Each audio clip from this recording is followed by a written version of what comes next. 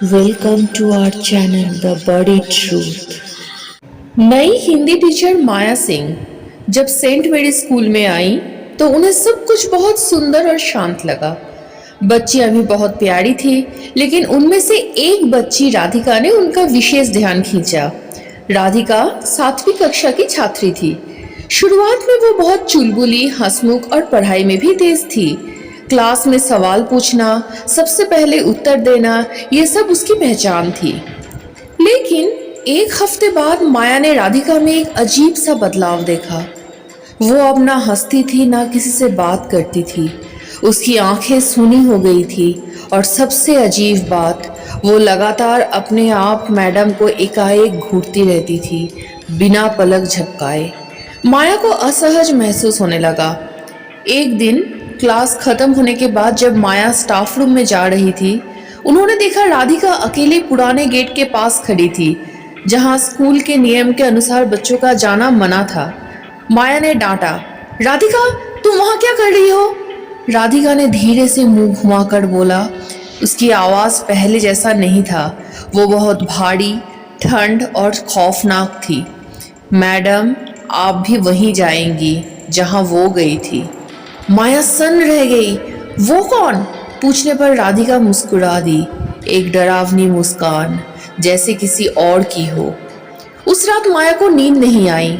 अगले दिन उन्होंने स्कूल की पुरानी रिकॉर्ड फाइल्स खंगालनी शुरू की। जो उन्होंने पाया उसने उसके होश उड़ा दिए। 20 साल पहले उसी क्लास में एक टीचर हुआ करती थी, विभा मैडम। वो भी राधिका जैसी एक लड़की से बहुत परेशान रहती थी। नाम था अनवी। अनवी भी अचानक बदल गई थी, शांत, घूरने वाली, और अंत में वो एक दिन स्कूल के पुराने कुएं में मरी हुई पाई गई थी।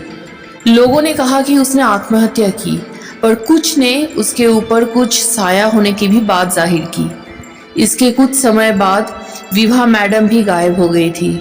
उनका कोई पता नहीं चला, लेकिन उस कुएं को तब से बंद कर दिया गया।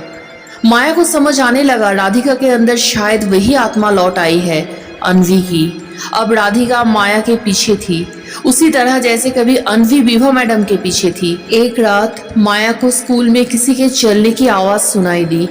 वो हिम्मत करके बाहर निकली तो देखा राधिका सफेद गाउन में उल्टे पांव चलती हुई पुराने कुएं की ओर बढ़ रही थी। माया ने चिल्लाकर उसे रोका, राधिका रुक जाओ। राधिका ने पीछे देखा, उसकी आंखें बिल्कुल काली थी, चेहरा पूरी तरह सफेद हो चुका था। वो चीखी, मैं लौट आई हूँ मैडम, अब आपकी बारी है। अगली सुबह माया बेहोश हालत में कुएं के पास पड़ी हुई मिली। राधिका कहीं नहीं थी। पुलिस ने खोजबीन की, पर राधिका का कोई सुराग नहीं मिला। स्कूल प्रशासन ने मामले को दबा दिया, लेकिन माया ने वो स्कूल हमेशा के लिए छोड़ दिया और कभी वापस नहीं आई।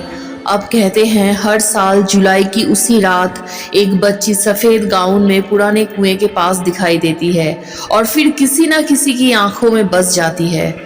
क्या अगली बारी आपकी है?